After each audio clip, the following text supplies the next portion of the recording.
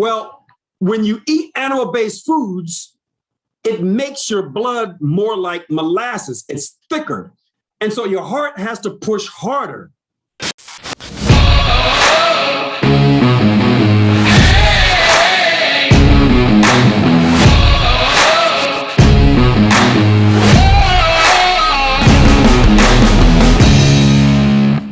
How's it going, all you food fixers out there? My name is Roland Venata. And my name is Vince Roundtree. And we've got an episode for you guys today. It's our second episode, but I'm super excited. I decided I wanted to interview Mr. Vince Roundtree himself. What? We thought it'd be cool to kind of, each interview each other. Maybe next episode, or maybe the third or the fourth episode, he'll interview me. This one's the Vince Roundtree Show. I'm going to be interviewing him and kind of how did he come to be the food fixer guru himself?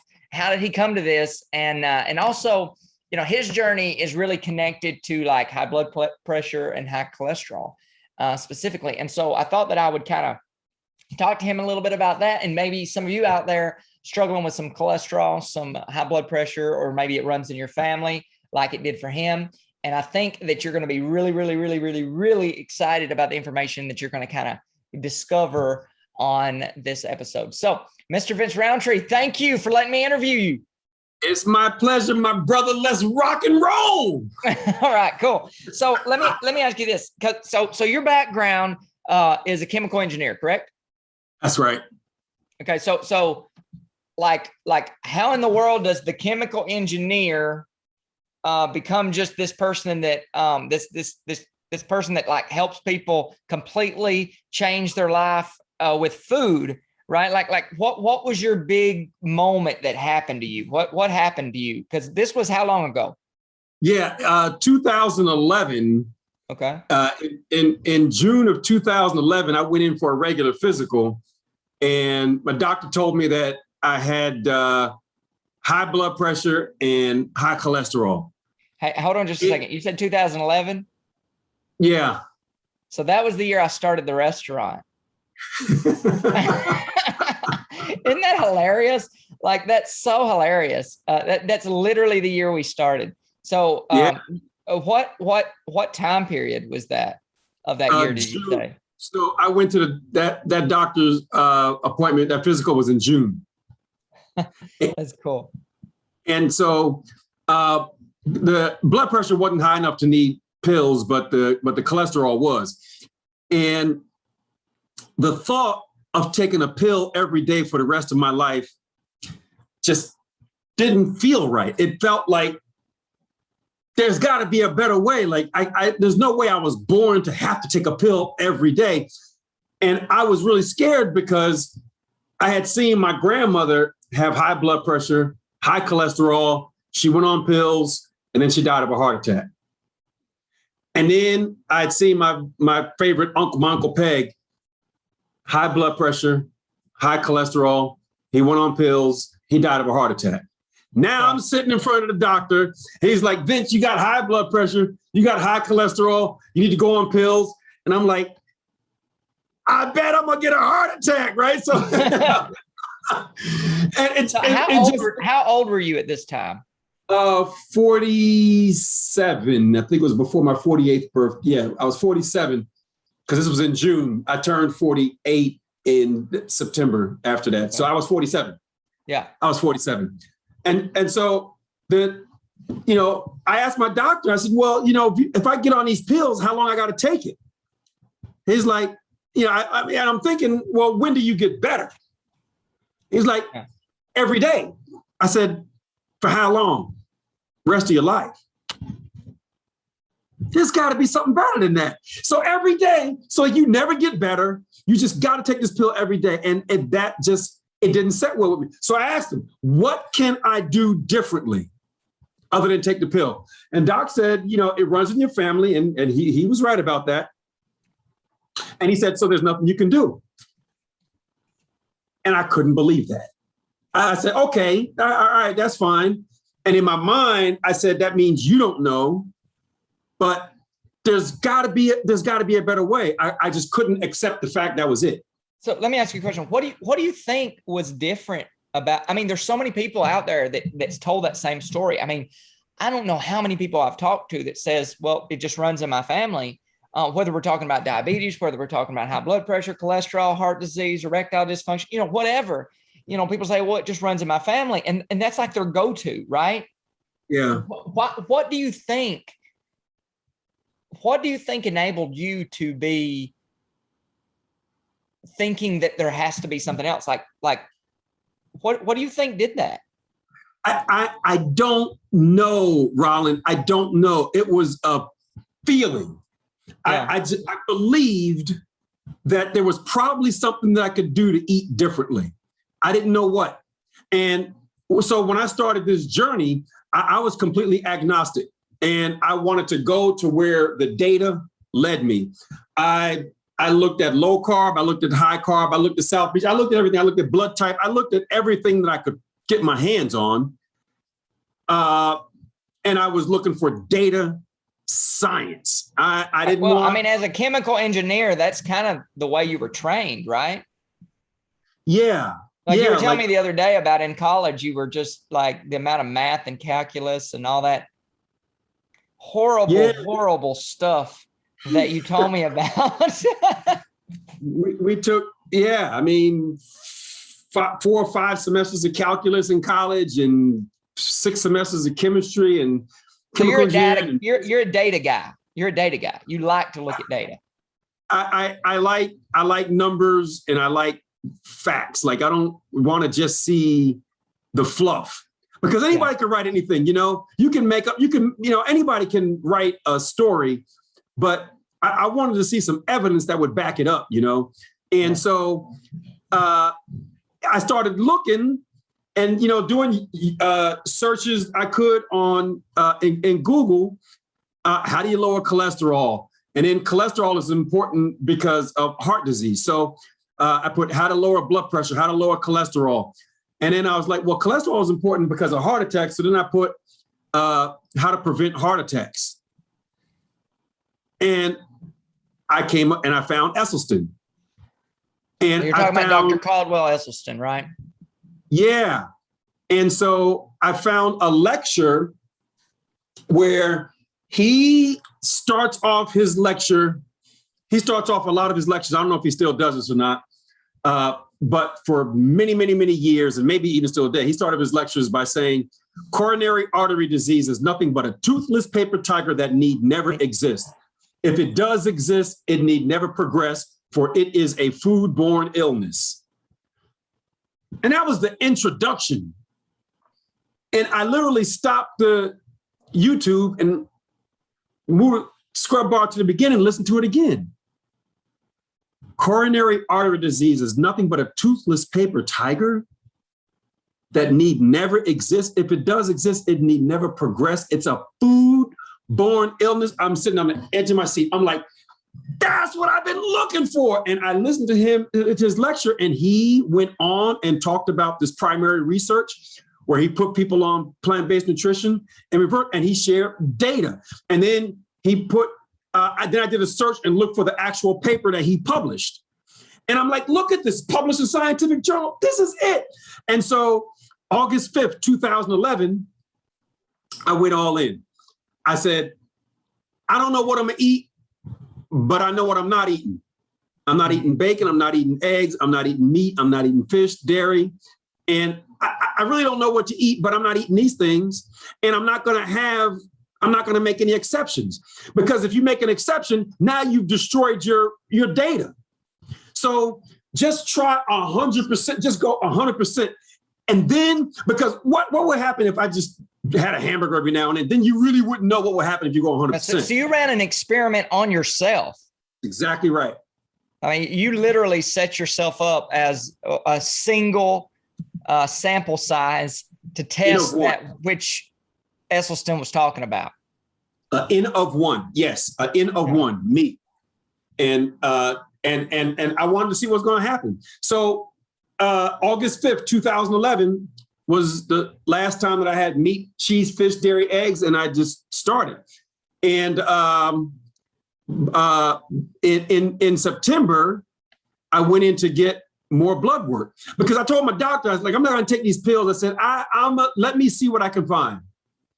And then towards the end of September, I went in for, to get more blood work. And I felt like it was going to work because then by this time, after I started, now I'm just reading stuff like crazy, I'm just flooding my brain with all of this stuff. And then by the end of September, I got more blood work done. And when the doctor called me up, he said, Vince, I've got your results and you need to get retested. What do you mean I need to get retested? He said, well, I had your total cholesterol at 240 when you started. And now I got you at 132. And so one of these isn't right. So you need to get retested. And the only way I said, Doc, I appreciate that. I said, have you ever heard of plant-based nutrition? He said, no. I said, my results are exactly what I thought I was going to be because you should probably look at Dr. Esselstyn, who did some primary research that's really impressive. He said, all right. And I never saw that doctor again, but that got me going and I couldn't believe it. And the people at my job, and so people at my job were so impressed. They were like, you think it'll work for me? I said, yeah, this is what I did. I eat this and I do this and I do this. And people started getting better from me talking about it. And one thing led to another and bam, Food Fix University, baby. Yeah. And then bam, people started paying you thousands of dollars to be like, help me. Well, I did. I love education. So I got a bunch of certifications. That's what I was going to ask you about. So, because if you go to your website and you look at all the, I was like, my jaw went, what? Because I was like, what in the world? Like, what all do you have? Like, what all kind of certifications? And all, I mean, when you say you went all in, you didn't just go all in on like for yourself, but you went all in on the information as well. So like, give me all your certifications in all this plant-based stuff.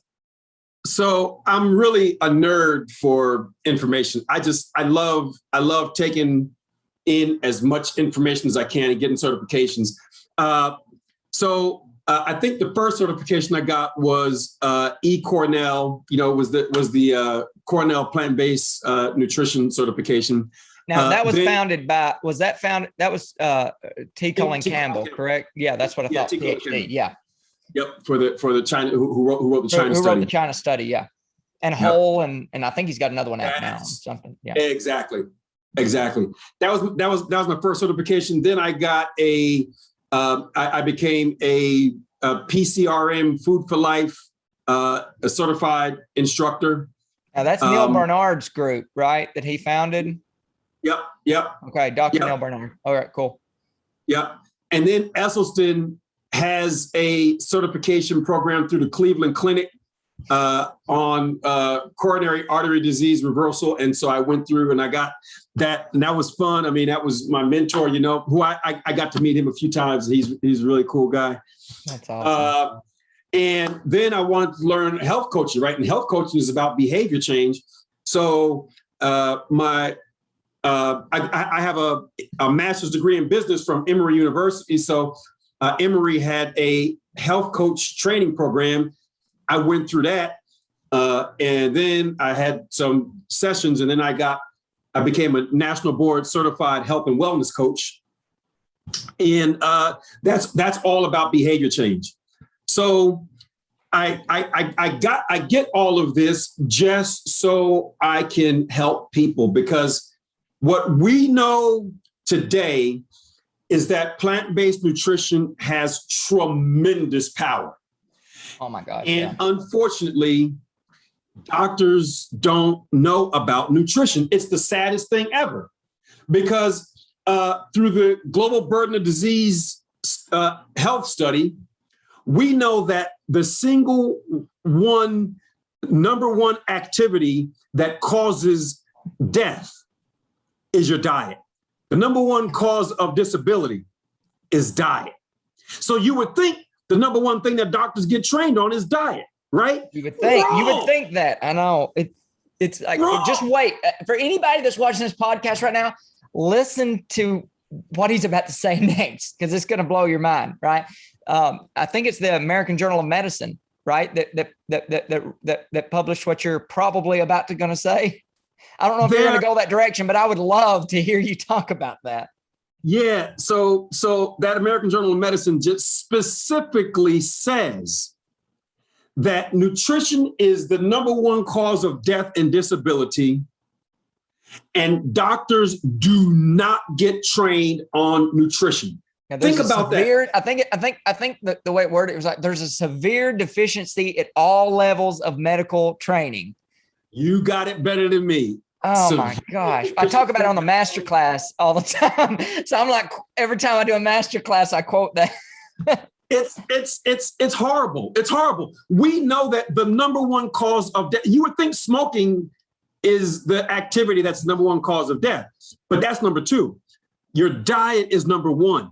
A poor diet kills more people than anything that you can do. And doctors they don't learn, they'll get some basic nutrition stuff, but do they get trained on how to use plant-based nutrition to reverse chronic disease? They don't get that. Yeah, the way I understand it is that they just get no education on the relationship between these chronic diseases like heart disease and atherosclerosis and things like that. Like the relationship between nutrition and these chronic diseases, and that's terrible.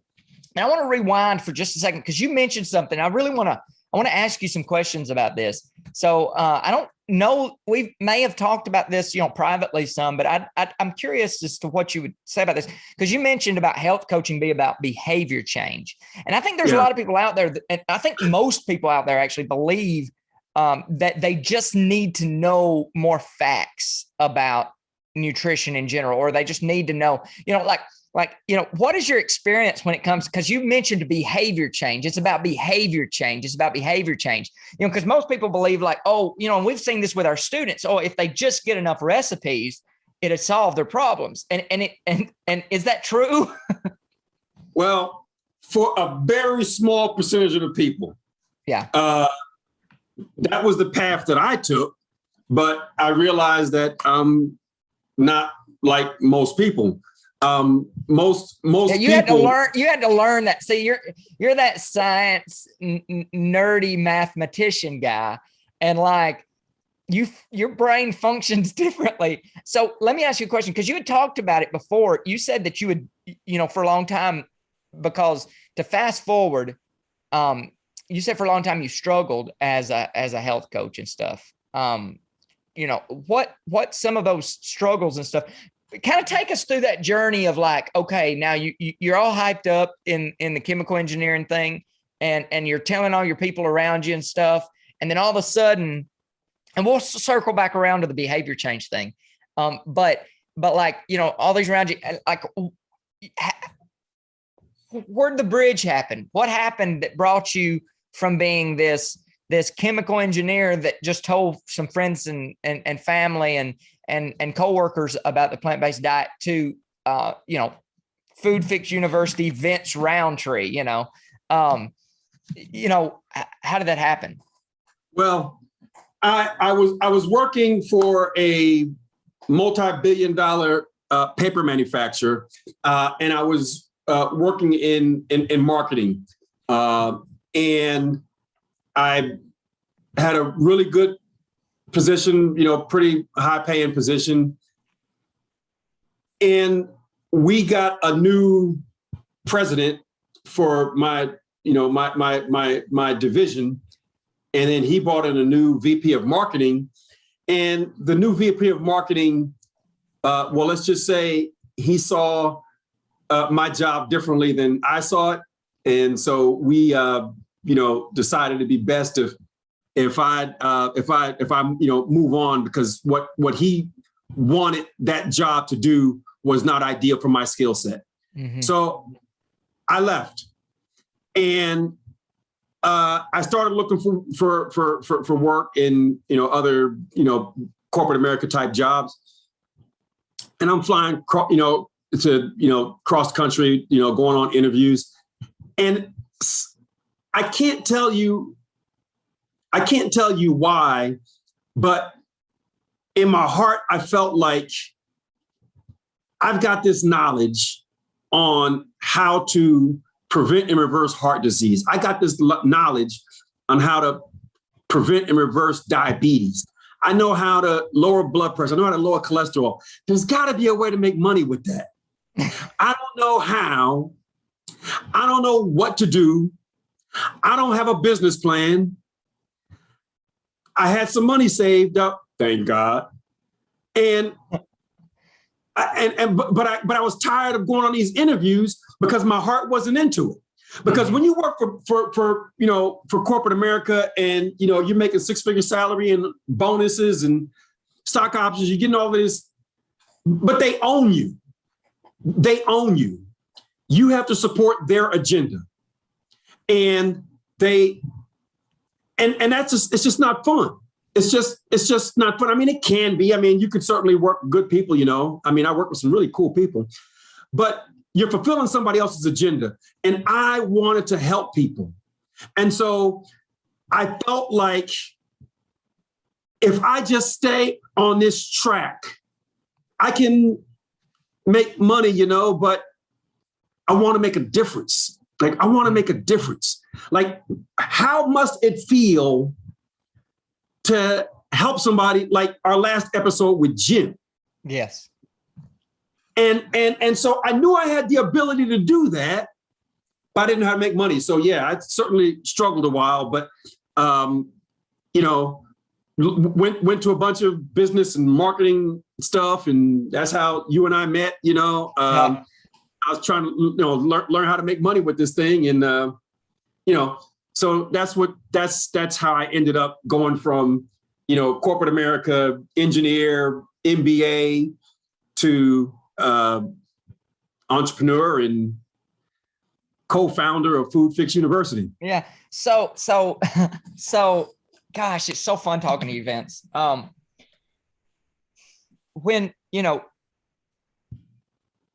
Let's rewind, because we're hitting so many different places right now, and there's so many open loops right now that I'm hoping we're going to be able to close them all. So let's rewind a little bit to when, because I want some people to hear this, because I've heard you talk about this before.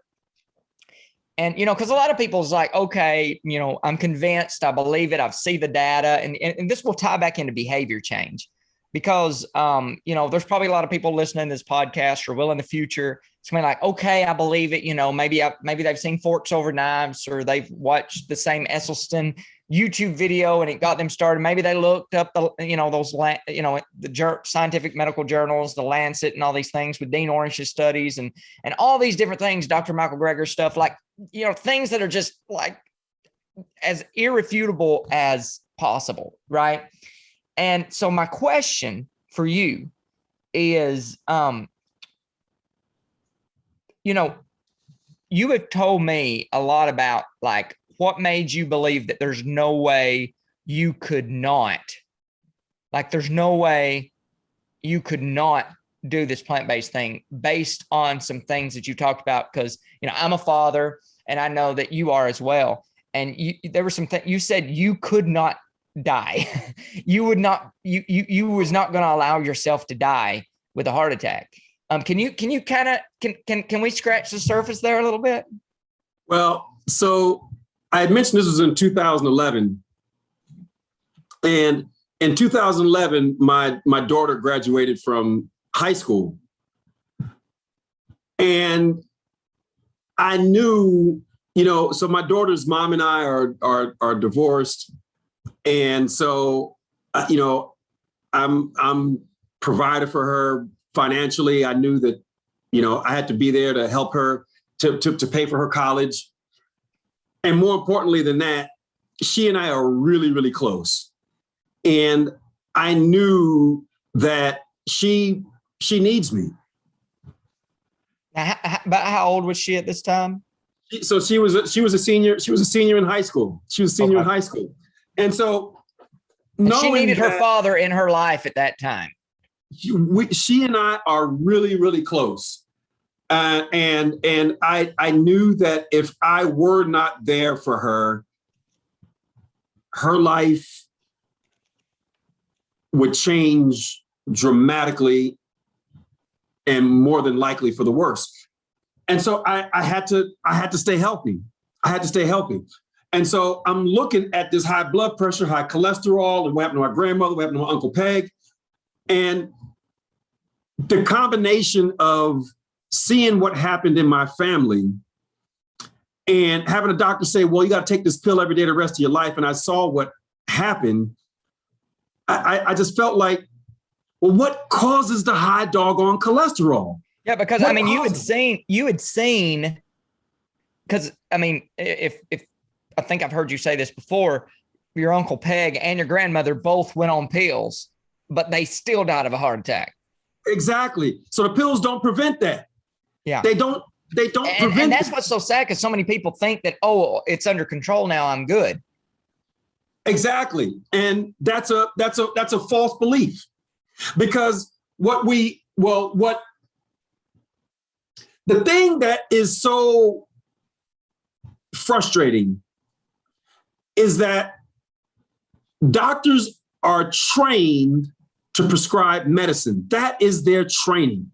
They are trained on how to do surgical procedures, and they're trained on which medications to prescribe. And they're super smart. And they're super smart in those areas. Listen. To be a board certified doctor is hard. 4 years of undergrad, college, 4 or 5 years of medical school, 4 years of residency, and then fellowship and board exams. No, I can't. I'm not that smart. I can't do that. But in all of that training, they're trained in silos. The doctors that specialize in diabetes, they're in that diabetes silo. The cardiologists, they're in the heart disease silo. The oncologists for cancer, they're in the cancer silo. And everything is about different types of treatment. What they don't learn is what foods cause the problem. What is the impact of the food that causes the problem? And you would think that would be like, I mean, it's the number one cause of those, like, and so, and you would think, but it's just not set up that way. It's just not set up that way. And it should be, but it's just not. So not leaving your daughter was really your big behavior change, or the motivation for your behavior change. Because I know in Food Fiction University, we talk a lot about like having that bigger why, having that reason that you have, because, if you just knowing some recipes or just knowing some things you should avoid or something doesn't mean you will, right? Just knowing that you should avoid it doesn't mean you'll actually avoid it. You got to have that emotional thing that is attached. And for you, it was your daughter being there for her during that kind of as she was kind of coming of age, and not leaving her like that. Yeah. No, that's exactly right. That's exactly right. And I'm grateful. I'm just grateful to have found that, and and have my health, and exercise is really important to me, and I'm I feel good. And Vance, how old are you?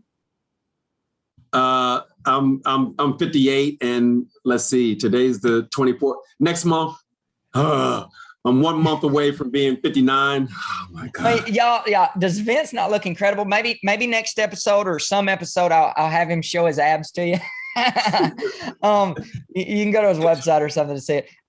So I mean, gosh, I wish we're nearing the end. I got my timer. We've got about 6 or 7 minutes left on this on this podcast right now. So I want to get into some content right quick, but I'm thinking this has to be a 2-parter. The more I talk, because there's a lot of things I think we can scratch at that I think a lot of people could find benefit out of. So if it's okay with you, we can just make episode 3 a little bit more about Vince. And is that cool with you? Yeah, I mean, I thought this was a lot about Vince, but I guess you got some more questions in mind. So I've got all kinds, man. I've got all kinds. I love hearing about people's personal journey. And since this is about Food Fix Experience, it's how people have come to this, because everyone comes to it in different times, and they can learn facts all day long, but those facts don't always make the changes, but if they can hear your story and be like, oh, because that was a big leap for you to like literally step away from a 6-figure, high level, respectable position, that was literally had bonuses and all this other stuff. And and that also is tied in to you wanting to be provider for your daughter, and all that stuff was all wrapped up together.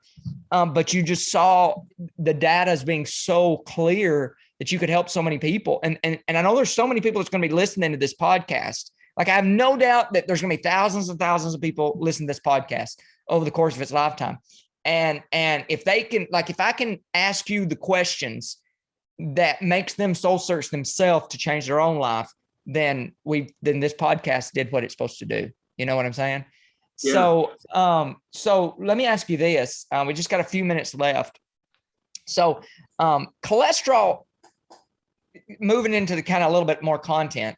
So cholesterol is, I've heard that it's the number one predictor of death, of premature death.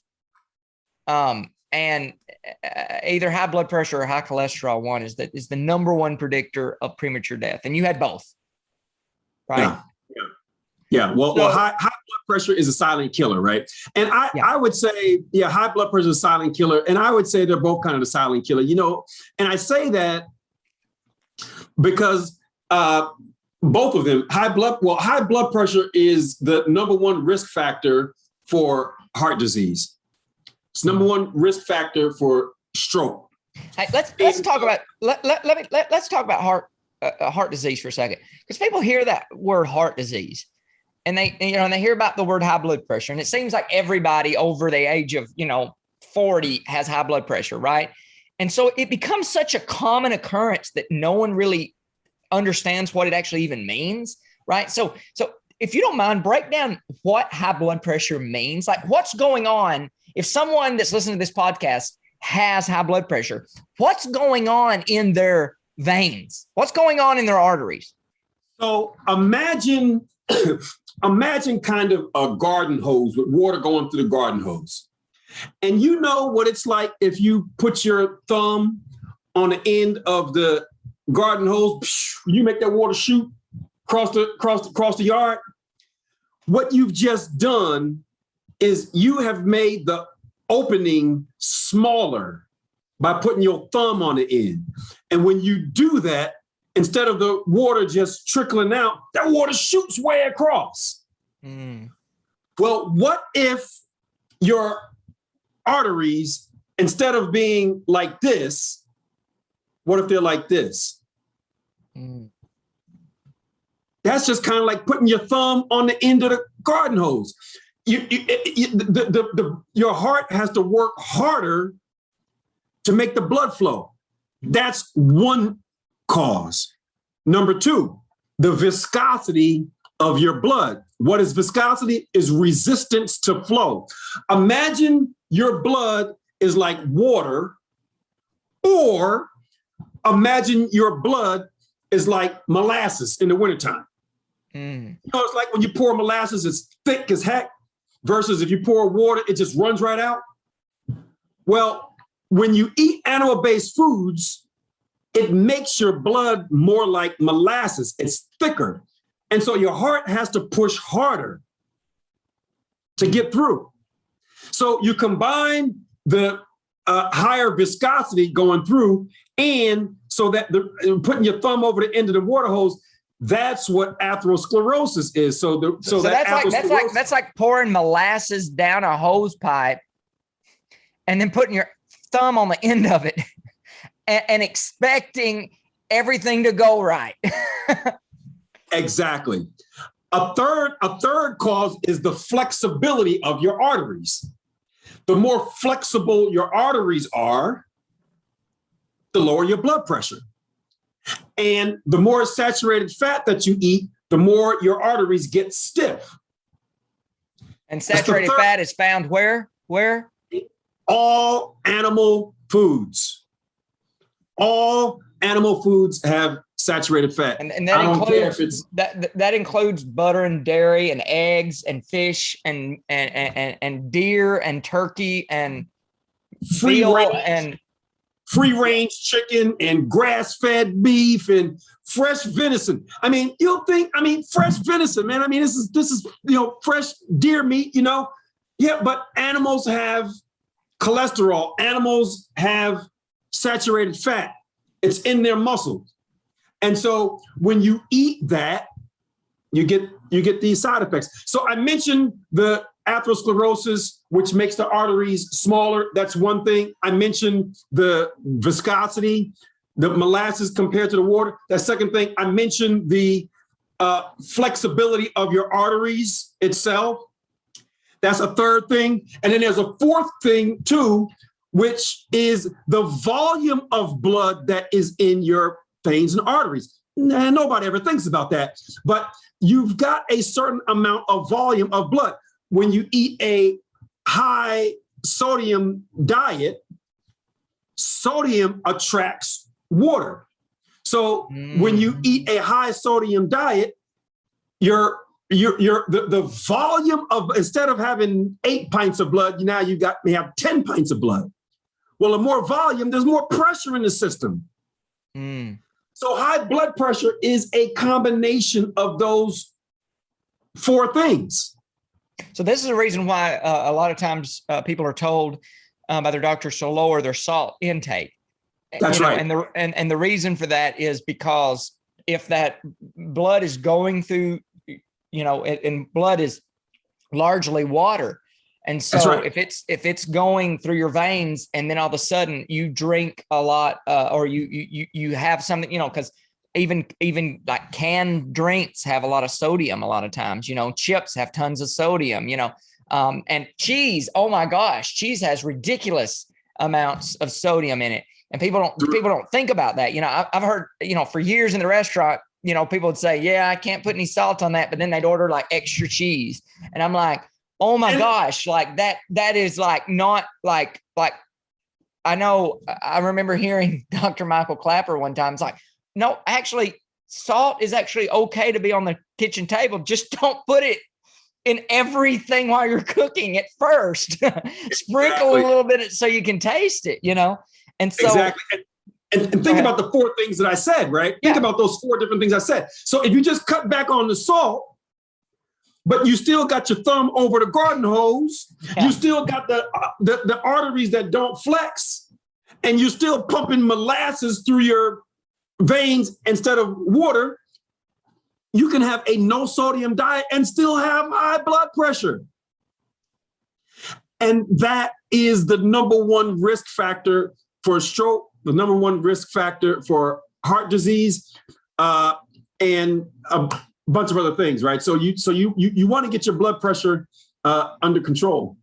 Gosh, man, I could just ask you questions like this all day long, because I know there's people on the edge of their seats because they want to dive a little deeper into these four blood pressure things, and also the three things that always cause high cholesterol, and how that if you remove these three things, they will immediately, right? Three things that you can do to as 100% guarantee as you can get to lower your cholesterol. You do these three things, right? Like as for sure of a thing that you can, I mean, everyone's different, right? But as for sure as you can get. Well, let's not go into them yet. We'll put that on the next episode. But I was going to say, we'll put that on the next episode. I don't want to say for sure. There literally is a small percentage of the population that can eat whole food, plant-based, and will still have high cholesterol. I think it's one out of 400, if my memory serves me correctly. Because I think it's a 0.5%. Am I wrong about that? Yeah, I don't think it's that rare, but it is. And so the only way that you'll know is to go 100% plant-based and then measure cholesterol and see. And don't cheat. Like, don't cheat. Go all in and then measure cholesterol. And if you go all in, you're eating fruits, vegetables, beans, lentils, split peas, chickpeas, whole grains. If you're eating unprocessed plant-based foods for a couple of months and you measure your cholesterol, if it's still over 200, then you can thank your mom and dad that you hit the unlucky gene. And there are a small amount of people that will still need. So I don't want to say 100% because there is a small genetic component, but it's the vast majority of the population. Yeah. They can lower it. So you have like the best chance ever. That's right. Give your body a fighting chance. Like give your body as 100% as possibly as possible. Right? Like I mean, if it, you know, so anyway, man, I'm so excited. I cannot wait to interview you on the next episode. So if you're watching this right now and you want more of this, make sure you comment down below or hit the like button or hit the subscribe button, whether it's on YouTube or in the Food Fixer Experience group.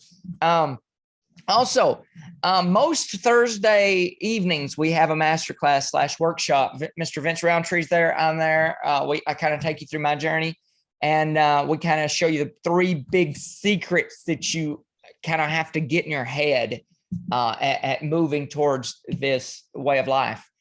So if you want to experience the Food Fixer experience for yourself, and you'll see so many of our clients throughout this podcast, people that's literally, had previously had strokes in the past. It got to the point 4 years later where they were living by themselves again, but didn't have enough energy to take a shower all the way through, but had to sit down in between and take it in stages to take a shower, till literally 6 months later, walking a 5K, right? Like people that, like Jeff, who's had gastric sleeve surgery and then gained most of it back, and then now is doing 5Ks, right? And you might, think, well, Rob, I don't have any interest in 5Ks. They didn't either. They didn't either. That wasn't their thing, but they started feeling so darn good that they couldn't help it. Like they did it secretly. We didn't even know they were doing it. They kept it a secret because, but like, it's just so amazing. People that says, we inside the university, we have so many, like Miss Darlene, she was telling us about how that she literally can get in the floor with her grandkids now. She couldn't before. So, I mean, there's so many things. Gosh, we could talk about this all day, couldn't we? Yeah, man. And we'll save that because hopefully we'll have all of them on future episodes and people can hear this. We will have so many things for you all to digest and to learn. And we'll do Vince Roundtree part 2 on episode 3. And we'll talk soon. Okay. Maybe we'll break down cholesterol a little bit more in episode 3. Okay. And if it's not on episode 3, it'll be on episode 4. We're trying to schedule out guests. So we're working with their schedules as well. So you don't know for sure, but very well likely could be episode 3. It'll be part 2 of interviewing Mr. Vince Roundtree. And I've got a lot of other people that we're excited about. I have a lady that went plant-based and beat her cancer that she wants to, she would love for us to interview. She actually has 3 plant-based restaurants and she wants to, and she's cool with us interviewing her. So I'm really excited about hearing her journey, what's happened. So we got a lot of stuff packed and planned for you. And Vince Roundtree didn't know about that one. That was a surprise. I hope I get to look back at the recording and see the surprise in his eyes because I was waiting to surprise him with that one. So, all right, you guys have a great day. We have a class that we got to get on in just a few minutes. So y'all have a fantastic, come back, experience the Food Fixer experience. See you later.